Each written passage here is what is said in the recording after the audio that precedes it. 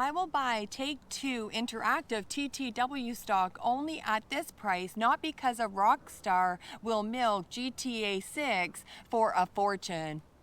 Rockstar Games, owned by Take-Two Interactive, just released the first trailer for Grand Theft Auto 6, the game that will be best-selling game ever made in human history.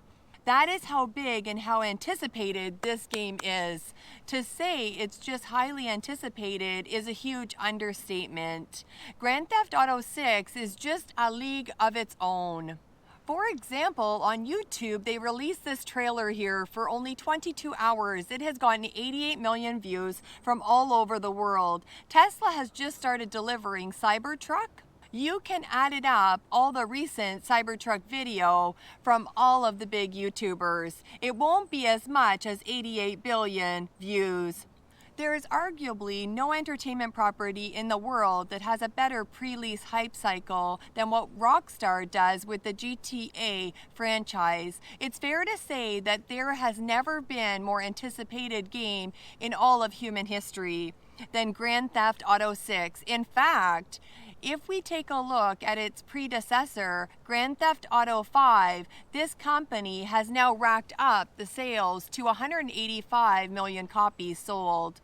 It continues to sell every single year, selling over 5 million copies a year. In the first week alone of Grand Theft Auto 5, that game sold 16 million copies. That is 1.15 billion worth of revenue in copies sold in a 1-week period. And this game is likely to outperform. It's likely to beat it. It's going to be a bigger game than Grand Theft Auto 5. So I want to take a look at Rockstar Games and Take-Two Interactive and see how this company's doing. I want to take a look at the fundamentals, the investment case of Take-Two, and how Grand Theft Auto 6 impacts this company. What does all of this mean for Take-Two Interactive, and how does Grand Theft Auto trickle down into the financials of the company? How you like that? How you like that? Nah, look at you, now look at me. Look at you. Let's begin with this. Grand Theft Auto 6 heads to the state of Leonida, yes, Florida, home to the neon-soaked streets of Vice City and beyond in the biggest, most immersive evolution of Grand Theft Auto series yet. Coming 2025 to PlayStation 5 and Xbox Series S. Now go ahead and start off by saying that I don't own Take-Two Interactive today. I will tell you the reason why I didn't buy the TTW stock in 2022 later in this video. Hint, it's about the leadership CEO of the company. Yes, I do play Grand Theft Auto series from Vice City to online. Never missed a beat, but more on that later. Now let's dive into Take-Two Interactive now, looking at the history of GTA Grand Theft Auto. This isn't just a video game, and that's what I want to stress here is a lot of people look at this as just one more title, one more video game. It's really not. It's basically the heart of the company. Rockstar Games, they do have a lot of titles that sell over 5 million copies. In fact, they have around 11 of them that sell over 5 million copies, which is great. They have great slate of games, but Grand Theft Auto is in the whole league of its own. This game is not even comparable to the Super Bowl, the World Cup, or any other sporting event because those happen either every year or every 4 years. They are big worldwide events that happen somewhat frequently. Grand Theft Auto 5, on the other hand, was just released in 2013. So it's been a full decade since the release of its predecessor, and the numbers on Grand Theft Auto 5 again are just incredible. The game is the second best-selling video game of all time, second best, with 190 million copies shipped. Keep in mind, when you buy Grand Theft Auto 5, you don't just buy the game, you also buy Season Pass, and you can buy different currencies in the game.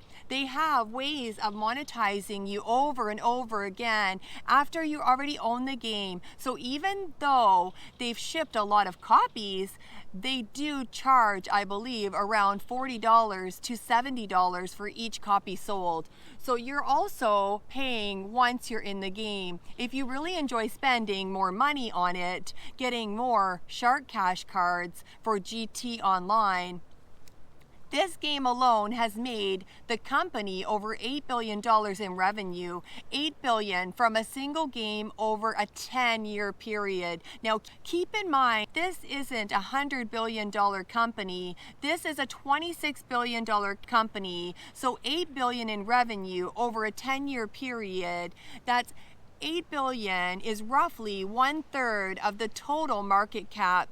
But this company also just recently did a big acquisition of another studio. Without that acquisition, the market cap is roughly half the size. So you can see how important this title to this studio. It is their massive success. It is the one big really pushing the stock higher right now. They're so confident in moving up their estimates 45% year over year from 2023 to 2024 is because they have very good confidence in predicting that Grand Theft Auto 6 is going to make an X amount of revenue. So you can do the math here. Look at how much money this company made in 2023. Move it up 45%. A big portion of that is going to be the release of Grand Theft Auto 6. That is what they have baked into the sales numbers of this company. That is where we get into pricing for video games. They ask him, what is he going to charge for these new video games?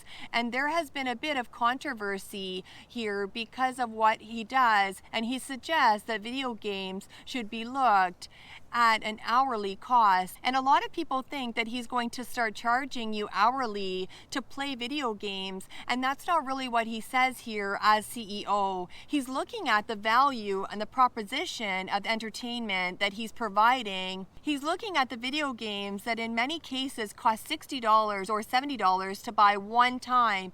And then the gamer might play them for literally years on end, hundreds or thousands of hours worth of entertainment for $70. What? If you break that down to an hourly rate, it is cheaper than anything else. It's cheaper than going to concerts. It's cheaper than going to the movie theater. It is cheaper than streaming services. It's cheaper than anything. So he looks at that as them having better value proposition, better entertainment value than any other form of entertainment. So 2-hour concert costs you $150, right? And if I had to guess, I think that Grand Theft Auto 6 has immense pricing power. I think they could charge 70, 80, 90, 100, 110, and I think they'd still sell millions of copies the first week. And a lot of people are paying $100 plus for shoes and sneakers for Jordans. They'll pay more than that for a video game. This is most anticipated video game to come out in the last decade, so I think they have immense pricing power. But I think their strategy is going to be more nuanced. They have strong incentive to get as many people playing the game as possible, so that they get into those microtransactions, the season passes, the downloadable content, all of those extra charges can't be sold if you price people out of the game initially. So my assumption is that Grand Theft Auto 6 pricing is going to look like you'll have the base level at $70, and then you'll probably have another pack at $90, and then $120 that is more features. I think it's going to look like that when you get in the game. Take-Two stock analysis. Now we've seen some background with what to expect from Grand Theft Auto 6. Let's go ahead and take a look at the actual stock. Here, Rockstar Games, which is the creator of Grand Theft Auto, owned by a company called Take-Two. Take-Two owns a variety of different titles, 14 different titles that sell over 5 million copies for each time they come out with a new game. So it's pretty diversified big company, and they also just recently completed an acquisition of Zynga, which is a mobile phone gaming company. Every game company wants to get into mobile phone category because it has so many microtransactions, so much growth throughout Asia and different parts of the world now. If we look at the company, it's a $26 billion market cap.